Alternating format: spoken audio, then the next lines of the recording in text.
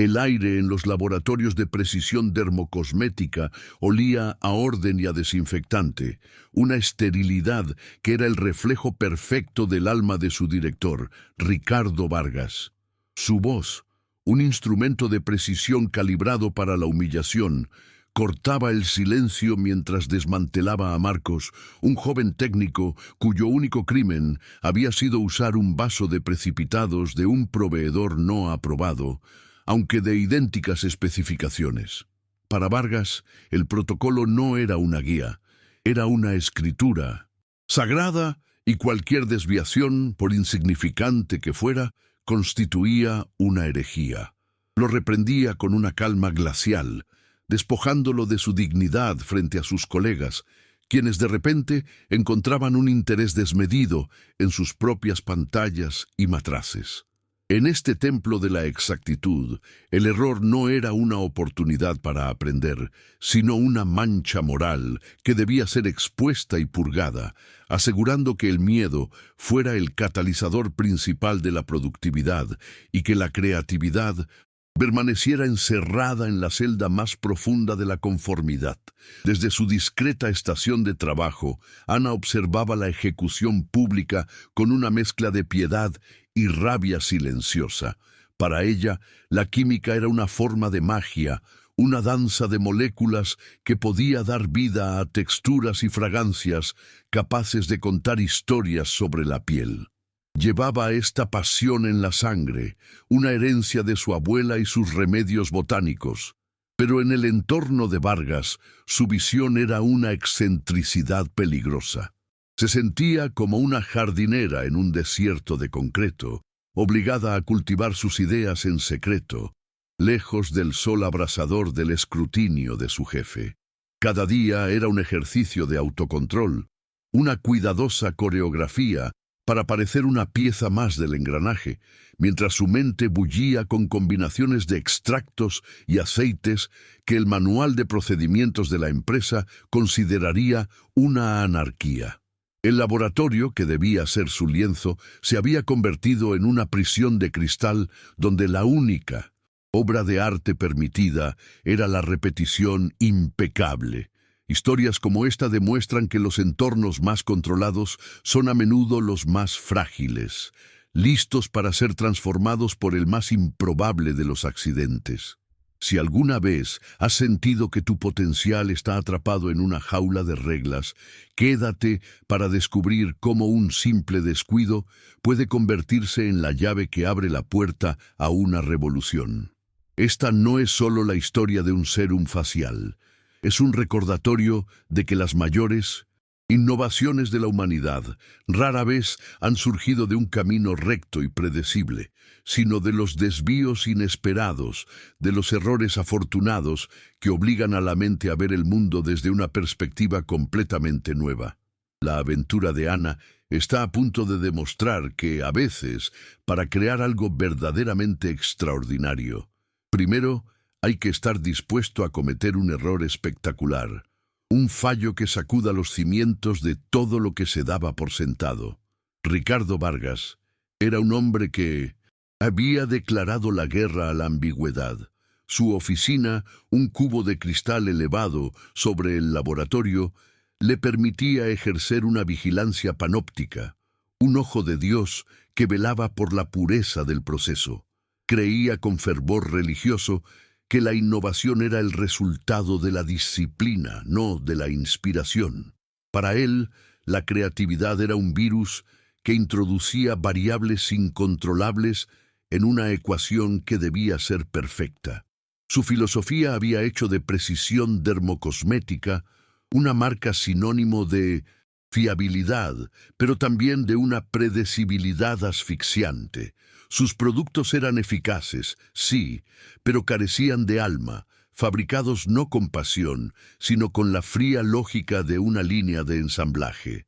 La empresa era un barco robusto y seguro que navegaba en círculos en un puerto conocido, mientras un océano de posibilidades inexploradas se extendía más allá, un océano al que Vargas tenía demasiado miedo como para aventurarse. En contraste, Ana vivía una existencia dual, de 9 a 5. Era la técnica ejemplar, metódica y silenciosa, sus movimientos tan precisos que se volvía invisible a la mirada inquisidora de Vargas. Pero en la intimidad de su pequeño apartamento se transformaba. Su cocina no era para cocinar, sino un laboratorio clandestino donde exploraba la sinergia entre la ciencia moderna y la sabiduría ancestral de la botánica. Coleccionaba extractos de plantas raras, aceites prensados en frío y resinas exóticas, pequeños tesoros de un mundo orgánico y vibrante que estaba estrictamente prohibido en el entorno sintético de su trabajo. Sus cuadernos estaban llenos no de procedimientos, sino de sueños, fórmulas que cambiaban con la luz, cremas que se adaptaban al microbioma de la piel, perfumes que evolucionaban como una pieza musical. Era una rebelde solitaria, esperando una oportunidad que probablemente nunca llegaría en aquel reino de la rigidez.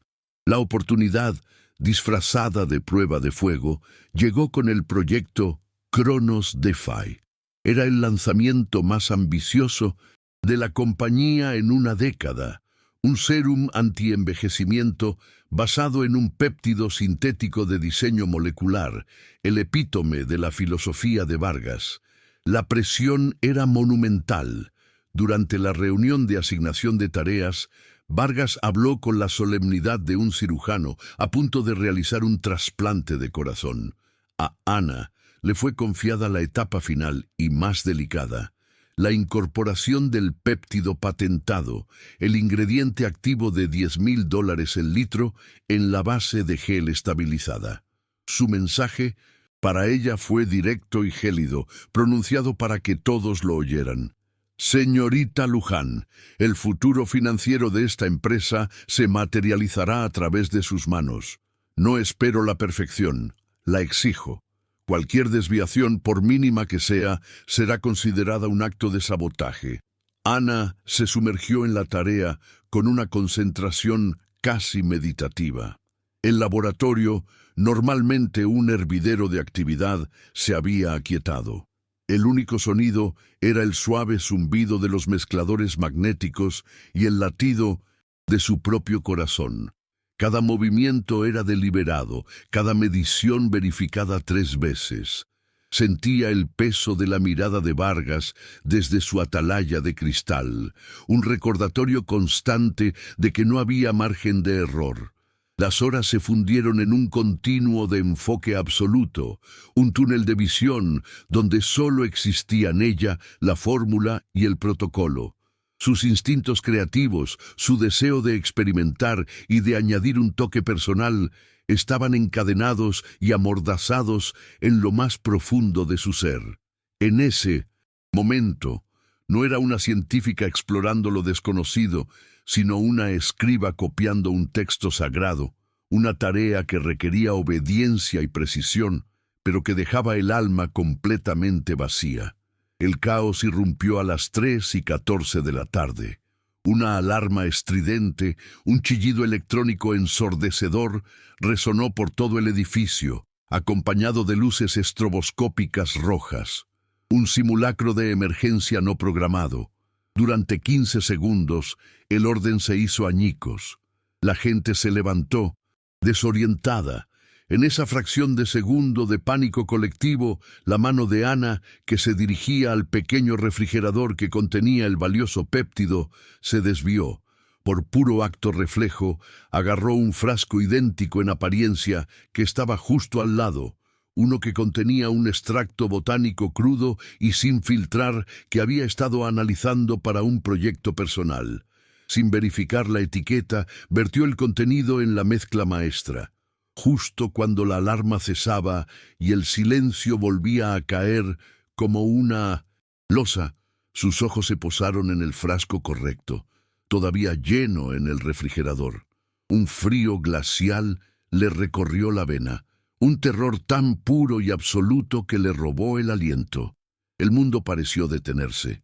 El suave remolino de la mezcla en el tanque de acero inoxidable era ahora una burla, una prueba de su fracaso monumental. Había contaminado el lote de validación más caro y crucial de la historia de la empresa. Su mente se aceleró, visualizando las consecuencias. No sería solo el despido, sería la humillación pública, la destrucción de su reputación. Vargas la usaría como un ejemplo para las generaciones venideras de técnicos. Su primer instinto fue correr, confesar, aceptar su destino. Pero la imagen de Marcos, con el rostro pálido y los hombros hundidos, apareció en su mente. No podía soportar esa aniquilación. En ese instante, el miedo se convirtió en su consejero, susurrándole una alternativa desesperada: el silencio. Decidió continuar como si nada, rezando a un Dios en el que no creía, para que por algún milagro la diferencia fuera indetectable. Con manos que temblaban tan violentamente que apenas podía controlarlas, completó los pasos finales del protocolo. Cada acción era un engaño. Selló el lote, etiquetándolo como CD Master 01, sintiendo el peso de la mentira en cada letra. Lo trasladó a la cámara de estabilización con la solemnidad de quien entierra un secreto mortal. Al cerrar la pesada puerta, se encontró cara a cara con Vargas, que había bajado de su oficina para supervisar el final del proceso. Él la observó con sus ojos penetrantes y por primera vez esbozó algo parecido a una sonrisa de satisfacción. Le dijo, su voz resonando con una ironía cruel: sabía que era la persona adecuada para este trabajo, Luján. Su precisión es un activo incalculable. Cada palabra de elogio fue una vuelta de tuerca en su alma, intensificando una culpa que ya era físicamente dolorosa. La noche fue un descenso al infierno de su propia mente. En la oscuridad de su habitación, el error se repetía en un bucle infinito, cada vez más catastrófico. No podía dormir. El silencio de su apartamento amplificaba el sonido de su fracaso. A las 4 de la madrugada, exhausta, pero con una nueva claridad nacida de la desesperación, se dio cuenta de que la esperanza pasiva era una sentencia de muerte. Los análisis de control de calidad, programados para la mañana siguiente, eran demasiado sofisticados. Descubrirían la anomalía molecular en cuestión de minutos. Tenía que adelantarse. Una idea tan arriesgada que bordeaba la locura tomó forma. Volvería al laboratorio antes del amanecer, tomaría una muestra del lote contaminado y usaría su conocimiento para intentar neutralizar o al menos identificar la magnitud del daño. Era su única y minúscula posibilidad de redención.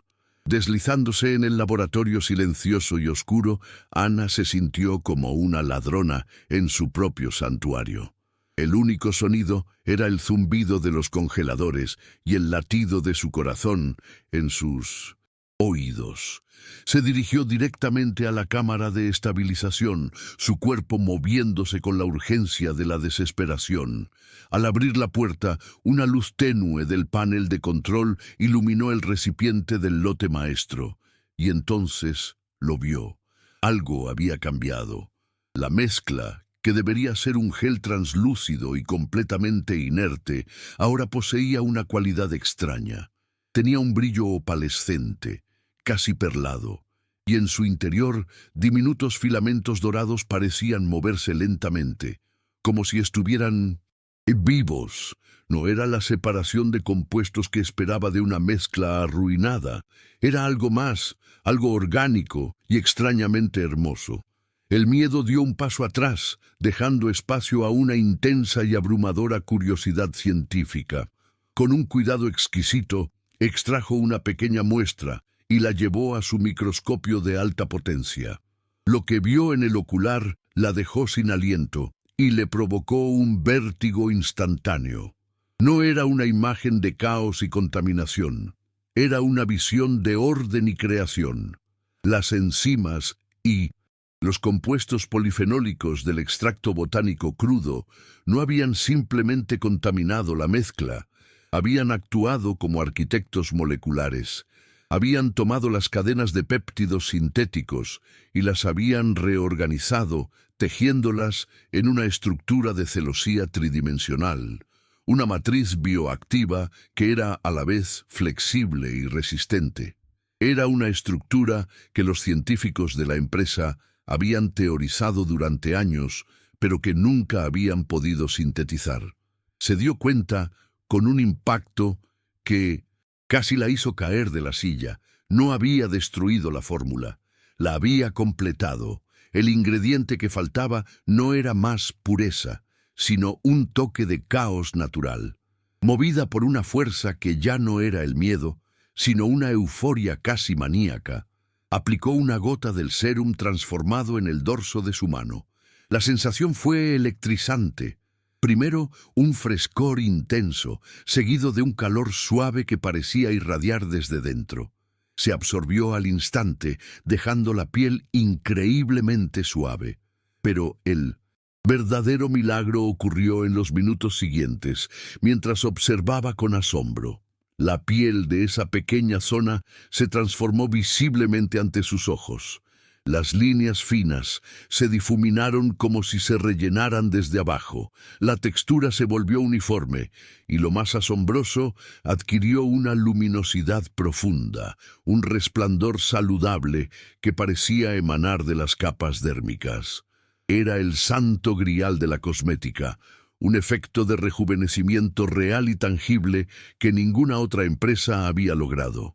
El error catastrófico se había convertido en un descubrimiento que podría valer $1.000 millones. Y ahora tenía que encontrar la manera de presentar un milagro a un hombre que solo creía en los procedimientos. La euforia del descubrimiento, tan abrumadora en la soledad del alba, dio paso a una claridad estratégica y helada. Ana comprendió de inmediato que la verdad de su hallazgo no sería suficiente. En el mundo de Ricardo Vargas, un resultado extraordinario, nacido de un proceso imperfecto, era una herejía, una contradicción que su mente dogmática no podría procesar. Presentarse con una simple historia sobre un error afortunado sería un suicidio profesional. Necesitaba más que una anécdota. Necesitaba un caso, una fortaleza de datos empíricos tan inexpugnable que ni siquiera la ceguera de Vargas pudiera ignorarla. El reloj corría en su contra. En pocas horas, el equipo de control de calidad comenzaría sus análisis rutinarios y al detectar la anomalía descartarían el lote sin hacer preguntas. Tenía que librar la batalla de su vida y tenía que ganarla antes de que la guerra siquiera comenzara oficialmente. Con una precisión febril comenzó a construir su arsenal de pruebas. Transformó su estación de trabajo en un centro de mando, moviéndose con una eficiencia y una audacia que nunca supo que poseía. Realizó un análisis cromatográfico de gases para aislar e identificar los nuevos compuestos bioactivos que se habían formado. Capturó una serie de microfotografías de 1900 lapso de tiempo de la piel de su mano, creando una evidencia visual innegable de la rápida y asombrosa eficacia del sérum.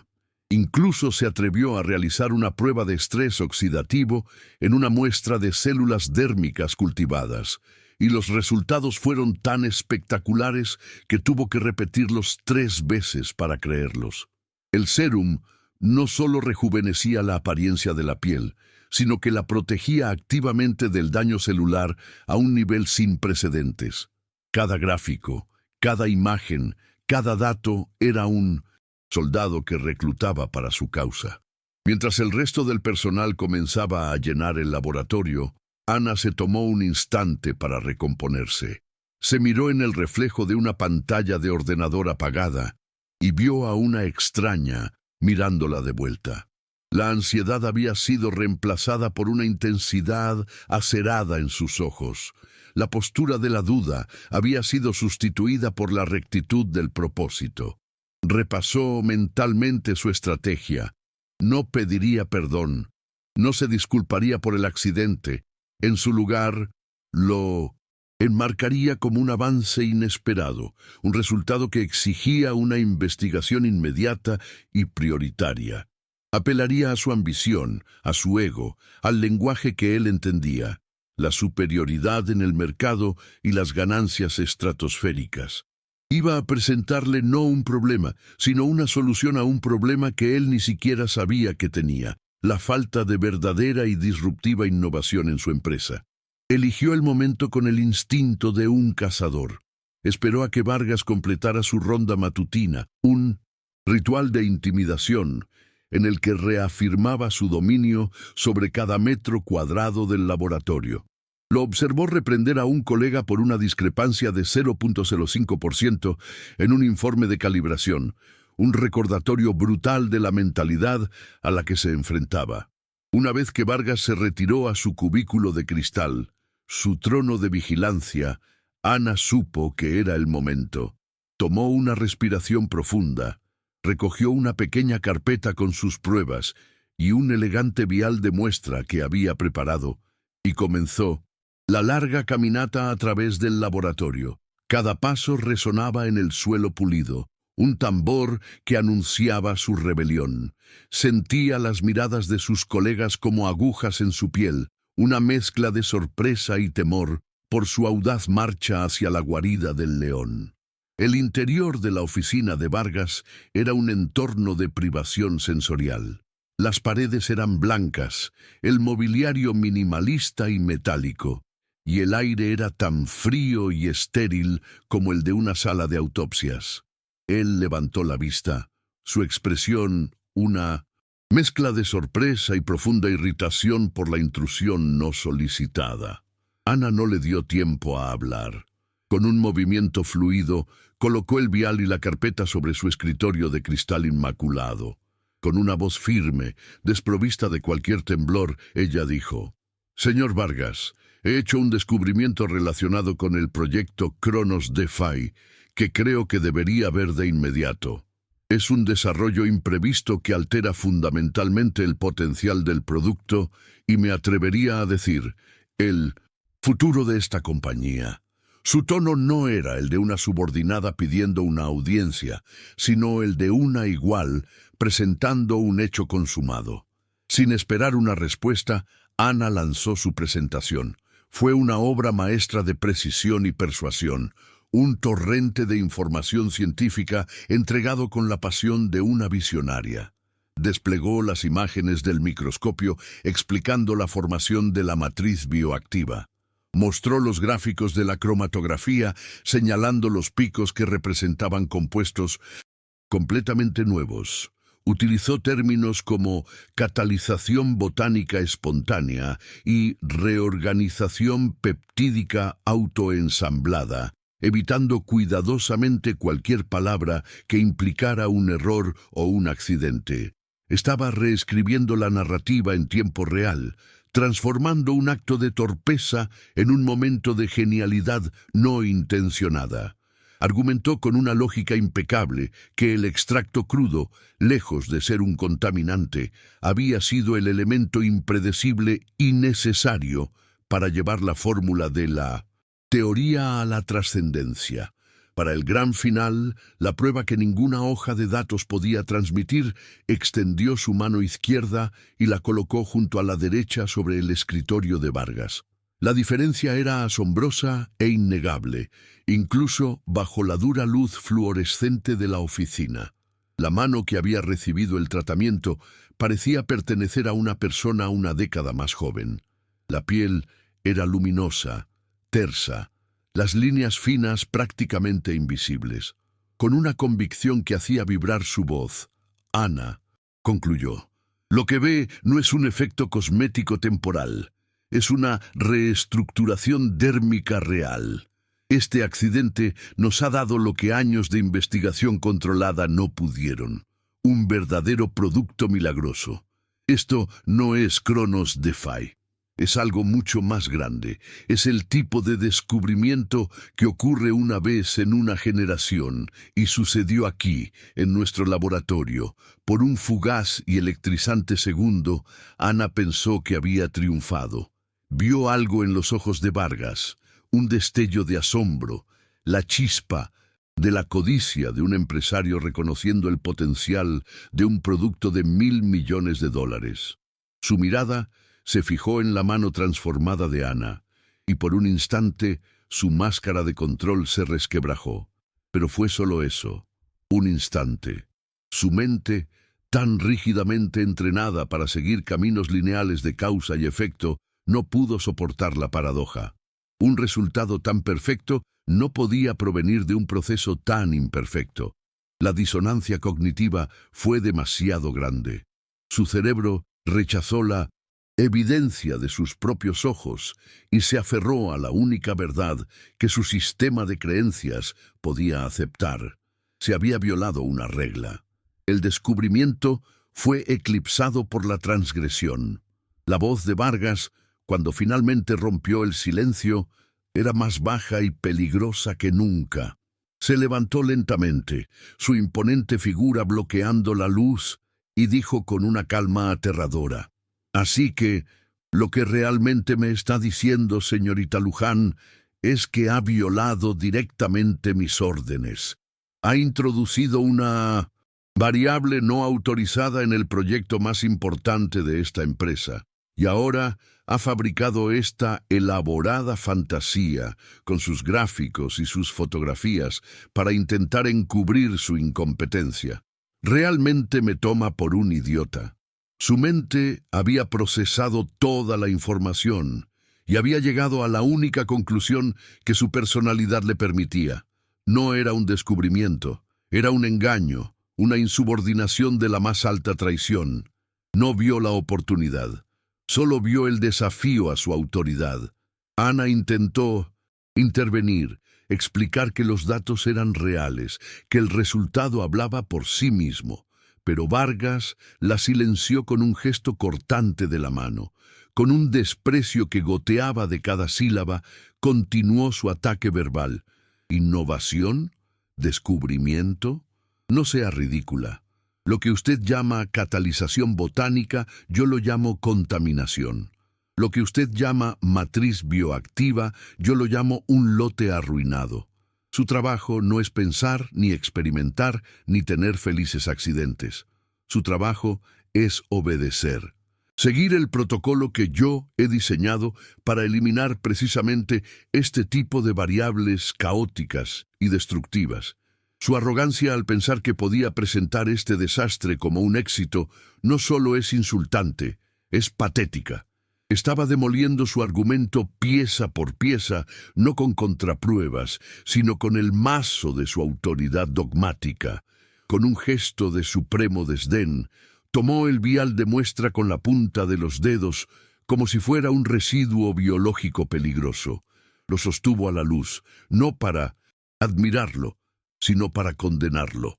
Luego, con una teatralidad calculada, caminó hacia la puerta de su oficina y la abrió de par en par, exponiendo la escena a todo el laboratorio. El murmullo de la actividad cesó al instante. Todas las cabezas se giraron hacia ellos. Con una voz que resonó en el silencio repentino, Vargas proclamó: «Que esto sirva de lección para todos. Esto es lo que obtenemos cuando la fantasía personal se antepone al procedimiento científico. Esto es el resultado de la insubordinación. Esto, damas y caballeros, es basura, y la basura debe ser eliminada». Sostuvo el vial en alto para que todos lo vieran, un fiscal presentando la prueba irrefutable de un crimen. El rostro de Ana se encendió con el fuego de la humillación. Cada gramo de la euforia y la valentía que había sentido se evaporó, dejando un vacío helado de desesperación. Podía sentir las miradas de sus colegas, una mezcla de lástima y alivio de no estar en su lugar. Estaba sola, expuesta en el centro de un escenario que no había elegido, su mayor logro profesional siendo vilipendiado como un fracaso vergonzoso. La verdad de su descubrimiento, tan clara y tangible en sus manos, se había vuelto irrelevante, borrada por la narrativa de incompetencia que Vargas estaba tejiendo a su alrededor. Había volado demasiado cerca del sol y ahora estaba cayendo en picado hacia un océano de desprecio, con sus alas de cera derretidas por el calor de la furia de un hombre. Vargas, saboreando su poder, se acercó a ella. Su voz bajó a un susurro conspirador, pero lo suficientemente alto para que los más cercanos pudieran oírlo, asegurando la máxima propagación de la humillación. Le dijo: «Ha puesto a esta compañía en riesgo, Luján, y ha puesto su carrera en el filo de una navaja. Pero como soy un hombre razonable, le ofreceré una salida, una oportunidad para demostrar que aún le queda una pizca de disciplina». Su oferta no era un acto de misericordia, sino el último giro del cuchillo, una forma de forzarla a ser cómplice de la destrucción de su propia creación, una sumisión total y absoluta a su voluntad. Dejó el vial sobre la estación de trabajo de Ana, un objeto ahora cargado de un peso simbólico insoportable. Luego, se dirigió a todo el laboratorio con una voz de mando. Le ordenó: «Señorita Luján, usted misma llevará el lote maestro CD Master 01 a la unidad de incineración y supervisará personalmente su destrucción.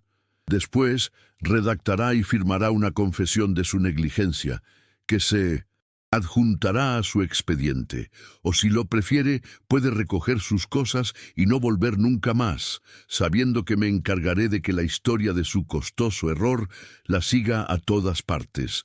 La elección es suya, demuestre su lealtad a nuestros principios o enfréntese al olvido profesional». El ultimátum quedó suspendido en el aire, denso y venenoso. El silencio que siguió al ultimátum de Vargas fue pesado y denso, un vacío que absorbía todo el sonido y la esperanza. Ana permaneció inmóvil, el epicentro de todas las miradas. Sobre su escritorio, el pequeño vial de cristal brillaba bajo las luces del techo, un faro en medio de la tormenta. Era su creación y su condena, todo en uno. Sentía el peso de la decisión como una fuerza física que amenazaba con aplastarla. Un camino la llevaba a la seguridad a través de la humillación, permitiéndole conservar su empleo a costa de aniquilar su alma, de convertirse en la verdugo de su propio milagro. El otro camino conducía a un abismo de incertidumbre profesional, pero le permitía conservar su integridad, su verdad. Miró el rostro de Vargas, visible a través del cristal de su oficina, una máscara de suficiencia y poder absoluto, y supo que la sumisión no era una opción. En el crisol de esa presión insoportable, algo dentro de Ana se endureció, transformándose de miedo en una resolución de acero. Pensó en su abuela, en la alegría pura de mezclar hierbas y aceites en su cocina, en la pasión que la había llevado a la química en primer lugar. Destruir el sérum no sería simplemente obedecer una orden, sería un acto de profanación, un sacrilegio contra el espíritu mismo de la ciencia y el descubrimiento. Sería admitir que el orden ciego de un tirano era más valioso que la belleza impredecible de la creación. Levantó la cabeza, su mirada ya no era la de una víctima, sino la de una defensora. Agarró el vial, su agarre firme y protector. Estaba a punto de pronunciar las palabras de su propia sentencia, de negarse rotundamente, cuando el suave silbido rompió la tensión. Las puertas principales del laboratorio se abrieron, revelando una figura que hizo que el corazón de todos, incluido el de Vargas, diera un vuelco. Era Arturo Ferrer, el fundador y propietario de la empresa. Un hombre de 70 años, una leyenda en la industria que se había retirado de las operaciones diarias hacía una década, pero cuyo nombre todavía adornaba cada producto. Su presencia en el laboratorio era un acontecimiento tan raro como un eclipse solar. Vestía un traje impecable, pero sus ojos, agudos y curiosos, eran los de un científico, no los de un ejecutivo. El ambiente cambió instantáneamente. La tiranía de Vargas se evaporó, reemplazada por una oleada de nerviosismo y respeto reverencial. El drama de la humillación de Ana fue puesto en pausa, eclipsado por la llegada del verdadero poder. Ferrer avanzó lentamente, su mirada recorriendo el espacio con una familiaridad nostálgica, ignorando por completo al director que se apresuraba a su encuentro con una sonrisa servil pegada en el rostro. Ricardo Vargas, que segundos antes era un monarca absoluto, se transformó en un cortesano adulador. Se apresuró a interceptar a Ferrer, sus manos gesticulando nerviosamente. Con un tono untuoso, casi irreconocible, exclamó: «Señor Ferrer, qué inesperada y maravillosa sorpresa. Si nos hubiera avisado, habríamos preparado una recepción adecuada para usted». Intentó guiar al anciano fundador hacia la sala de juntas, lejos del tenso escenario que se desarrollaba en el laboratorio. Pero Ferrer no era un hombre fácil de manipular. Su mirada ya había captado la extraña atmósfera, la quietud antinatural, los rostros de los empleados y, sobre todo, la figura de Ana, de pie, desafiante, sosteniendo un pequeño vial como si fuera un cetro. Con una calma que desarmó por completo a Vargas, Ferrer se detuvo y señaló directamente hacia ella. Con una voz tranquila, pero que exigía una respuesta, Ferrer preguntó: «Estaba en la ciudad y quise ver con mis propios ojos la muestra final del Cronos de Phi. He invertido mucho capital personal en ese péptido, pero parece que he interrumpido algo más interesante. ¿Qué está pasando aquí, Ricardo?». La pregunta, aunque educada, tenía el peso de una orden. Vargas palideció. Tratando de restarle importancia, respondió con una risa forzada: «Oh, no es nada, señor. Absolutamente nada. Solo un pequeño asunto disciplinario interno con una técnica subalterna. Un error de procedimiento que ya estamos corrigiendo». Pero su intento de desviar la atención solo sirvió para aumentar la curiosidad de Ferrer, cuyos ojos se entrecerraron, detectando la mentira y la evasión en el tono de su director. Su instinto, perfeccionado por 50 años de experiencia, le dijo que el pequeño asunto era el centro de la historia. El instinto de Ferrer era legendario. Ignorando las protestas de Vargas, caminó directamente hacia Ana. Su mirada no era intimidante, sino inquisitiva. Se detuvo frente a ella y miró el vial en su mano, notando su brillo inusual. Con una voz suave la animó: «No parezca asustada, señorita. En mi experiencia, los asuntos disciplinarios suelen ser más interesantes que los informes de progreso. ¿Qué tiene ahí que ha puesto a su director tan nervioso?». Este era el momento, la única oportunidad que tendría. Con el corazón latiendo con la fuerza de un tambor de guerra, Ana dio un paso al frente, rompiendo el perímetro de autoridad de Vargas. Con una voz que temblaba, pero que estaba cargada de una convicción inquebrantable, dijo: «Señor Ferrer, esto no es un error, es un milagro. Es el verdadero Cronos de Phi, un producto que nació de un accidente que el señor Vargas quiere que incinere». Un jadeo colectivo recorrió el laboratorio. La audacia de Ana fue impresionante. Vargas, con el rostro congestionado por la rabia y el pánico, se abalanzó. «Insubordinación. Señor, esta mujer está delirando, está tratando de salvar su trabajo con mentiras», gritó, su compostura hecha añicos. Pero Ferrer, con un simple levantamiento de su mano, lo silenció. La autoridad del fundador era absoluta.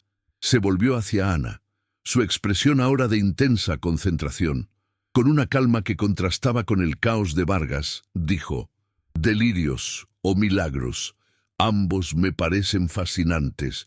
Por favor, señorita, muéstreme lo que tiene». La había invitado a su escenario, dándole el poder y la atención que Vargas le había negado.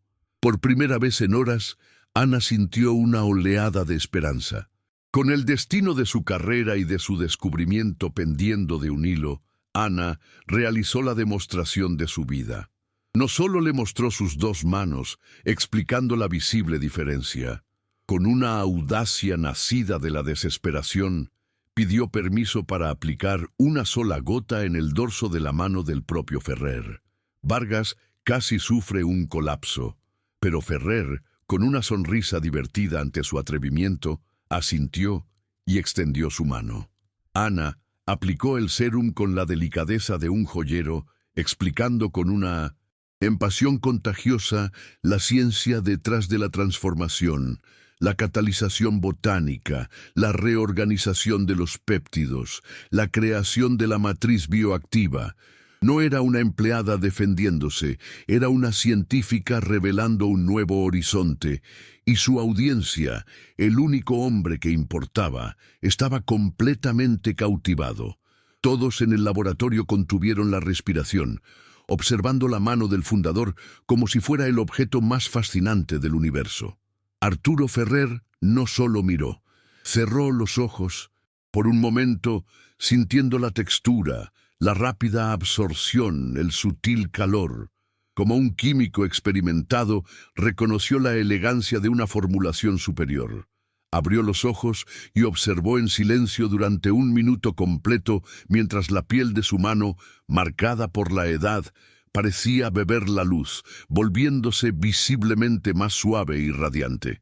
El efecto fue innegable, una pequeña pieza de magia tangible ocurriendo ante los ojos de todos. Levantó la mirada de su mano y la fijó en Ana, y en sus ojos no había duda, solo un asombro profundo y un respeto que crecía rápidamente. La validación que buscaba no llegó en forma de un informe, sino en el brillo de los ojos del hombre que lo había empezado todo. Finalmente, Ferrer rompió el silencio. Su voz, llena de una emoción que rara vez mostraba, resonó en el laboratorio. Dijo, mirando a Ana pero hablando para que todos lo oyeran. En 50 años en este negocio he visto miles de fórmulas. He invertido millones en tecnologías que prometían la mitad de esto y no cumplían ni una décima parte. Ricardo, usted lo llamó basura, pero lo que esta joven tiene en sus manos no es basura. Con una pausa dramática, miró su propia mano transformada y luego a Vargas, con una decepción glacial, y entonces pronunció las palabras que cambiarían todo. Esto, Ricardo, es una idea de $1 millón. No, corríjanme, es una idea de $100 millones. Y usted estaba a punto de quemarla. ¿Te está gustando esta historia? Historias como la de Ana nos recuerdan que el valor no es la ausencia de miedo, sino actuar a pesar de él, y que a veces las oportunidades más grandes se disfrazan de nuestros peores errores. Si crees en el poder de la segunda oportunidad y en la genialidad que puede surgir del caos, deja un like y suscríbete al canal para no perderte más relatos inspiradores que demuestran cómo una sola persona puede cambiar el mundo con un acto de valentía. Queremos seguir trayéndote estas fábulas modernas que encienden la esperanza y celebran el triunfo del espíritu humano sobre la adversidad y la rigidez. Ahora continuamos con el vídeo para descubrir el impactante desenlace de este enfrentamiento y el nuevo amanecer que le espera a Ana. El impacto de las palabras de Ferrer fue sísmico. La validación no solo había salvado a Ana, sino que había condenado a Vargas en un solo y devastador golpe. El rostro del director pasó por una gama de colores, del rojo de la furia al blanco pálido del shock y al verde enfermizo de la náusea. Comenzó a balbucear, tratando desesperadamente de reescribir la historia, de aferrarse a los restos de su poder. ¡Arturo! ¡Por supuesto! ¡Lo sabía! Estaba aplicando un protocolo de prueba de estrés. Quería ver si la señorita Luján tenía la convicción necesaria para defender su descubrimiento. Una prueba. Sí, eso es, una prueba para fomentar la iniciativa. Ha pasado con creces. Sus excusas eran tan transparentes y patéticas que el aire se llenó de una vergüenza ajena, casi palpable. Ferrer ni siquiera se dignó a mirar a Vargas. Su atención estaba completamente centrada en Ana, su nuevo y más valioso activo. Su tono cambió de la sorpresa a la estrategia. Le preguntó, «Señorita Luján, ¿verdad? Dígame, ¿Cuánto tenemos de este milagro? Está todo el lote maestro en este estado. Ha documentado el proceso, aunque haya sido accidental. Sus preguntas eran rápidas, precisas, las de un visionario que ya estaba calculando el potencial, planeando patentes, diseñando campañas de marketing. Estaba tratando a Ana no como a una técnica subalterna, sino como a la jefa de investigación y desarrollo que estaba a punto de convertirse. En ese momento, la jerarquía del laboratorio se invirtió por completo. Ana, la hereje, se había convertido en la suma sacerdotisa de una nueva religión. Ana, todavía tratando de procesar la vertiginosa inversión de su fortuna, respondió con una claridad y confianza que la sorprendieron a sí misma. Explicó que todo el lote maestro había sido transformado y que tenía toda la documentación preliminar de sus análisis secretos, incluyendo las imágenes y los gráficos. Mientras hablaba, podía sentir cómo el respeto de sus colegas se solidificaba a su alrededor, reemplazando la lástima de minutos antes. Ya no era la pobre Ana a punto de ser despedida. Era Ana Luján, la descubridora, la innovadora que había impresionado al legendario Arturo Ferrer. La atmósfera del laboratorio había cambiado para siempre. El miedo se había disipado, reemplazado por una chispa de emoción, la posibilidad de que la creatividad y la pasión pudieran, después de todo, tener un lugar en precisión dermocosmética. Después de escucharla atentamente, Ferrer tomó una decisión con la rapidez que lo había hecho famoso. Se volvió hacia el jefe de seguridad que había aparecido discretamente durante la conmoción y le dio una orden clara. Le dijo: «Quiero que selle esta área inmediatamente. Nadie entra ni sale. El lote CD Master 01 es ahora el activo más clasificado de esta compañía. La señorita Luján tendrá acceso exclusivo y total». Luego se volvió hacia Ana y le dijo: «A partir de este momento, usted está a cargo de este proyecto. Necesito un informe completo en mi escritorio mañana por la mañana. No escatime en recursos». Finalmente su mirada, ahora dura como el diamante, se posó en el tembloroso Ricardo Vargas. Su voz bajó a un tono gélido y dijo: «Ricardo, a mi oficina, ahora mismo». La caminata desde el laboratorio hasta la oficina de Ferrer fue el corredor de la vergüenza para Ricardo Vargas. Cada paso que daba sobre el suelo, impecablemente pulido, parecía resonar con el eco de su fracaso. Los empleados, que antes se encogían ante su presencia, ahora lo observaban con una mezcla de lástima y justicia poética, sus miradas siguiendo su figura encorvada. Ya no era el director temido, sino un hombre despojado de su aura de infalibilidad.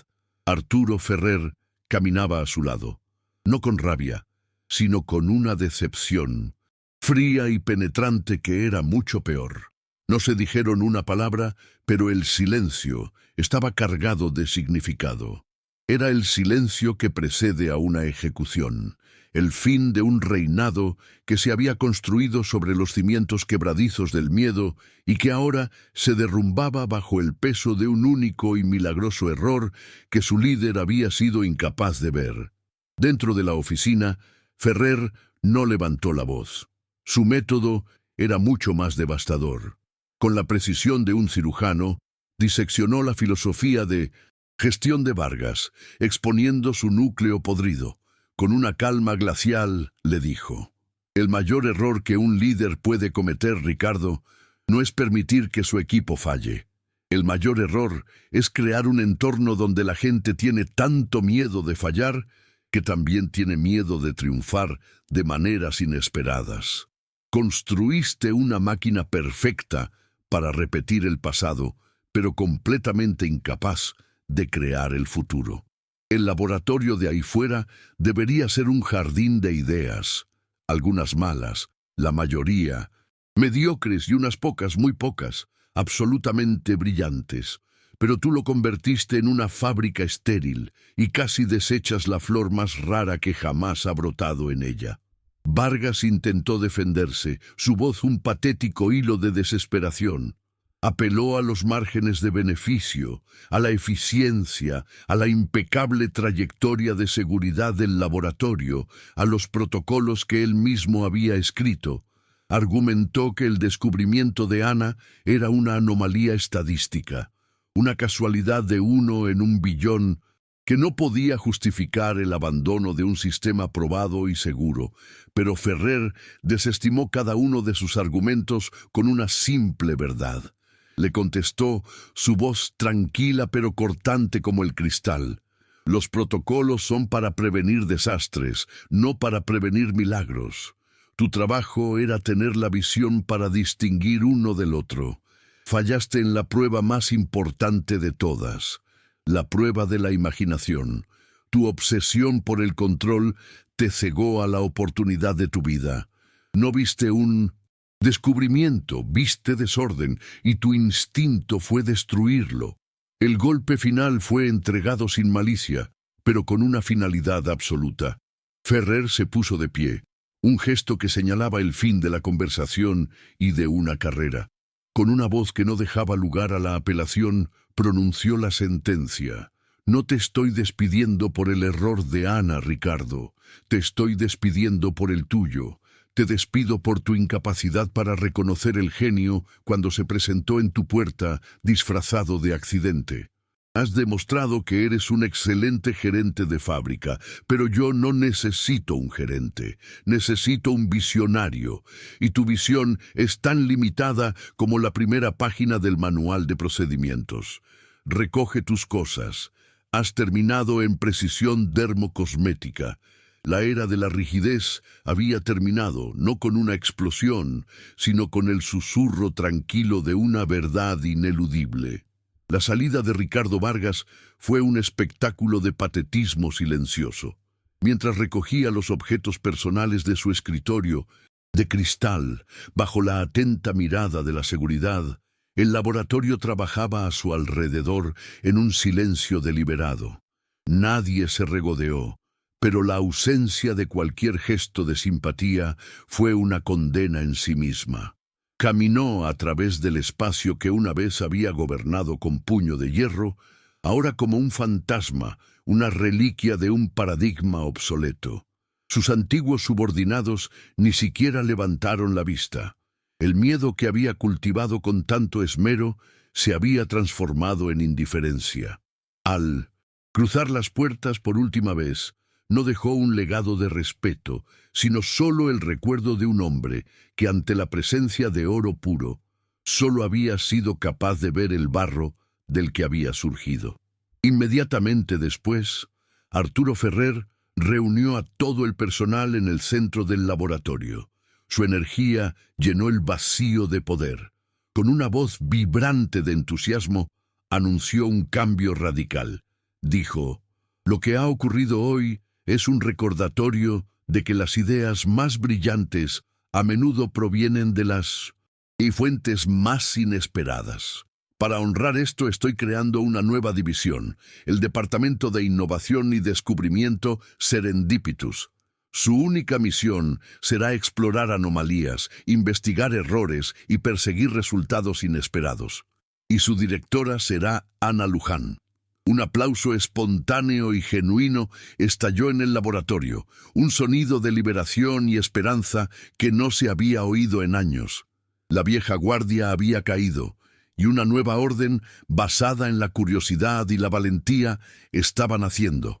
Ana, de pie junto a Ferrer, se sintió abrumada y al mismo tiempo extrañamente tranquila. La validación era vertiginosa, pero la responsabilidad era aún mayor. Cuando los aplausos se calmaron, se dirigió a sus ahora antiguos colegas. Su nueva voz de líder temblando ligeramente al principio, pero fortaleciéndose con cada palabra, dijo, no tengo todas las respuestas. Lo que sí tengo es la convicción de que cada uno de nosotros tiene el potencial para hacer un descubrimiento como este. Mi puerta y La puerta de este nuevo departamento siempre estará abierta a los errores, a las ideas locas, a los accidentes afortunados. A partir de hoy, no vamos a temer a lo desconocido. Vamos a invitarlo a entrar y a ofrecerle una taza de café. Sus palabras no eran las de un jefe, sino las de una compañera exploradora, una invitación a un viaje compartido. 6 meses después, el laboratorio de precisión dermocosmética era irreconocible. La atmósfera estéril y silenciosa había sido reemplazada por un zumbido de energía creativa. Las pizarras blancas estaban cubiertas de ecuaciones a medio formar y diagramas audaces. Se oía música suave de fondo y, lo más importante, se oían risas. Los equipos ahora colaboraban abiertamente, compartiendo no solo sus éxitos, sino también sus fracasos, que ahora se llamaban puntos de datos inesperados. El miedo a cometer un error había sido sustituido por la emoción de encontrar uno.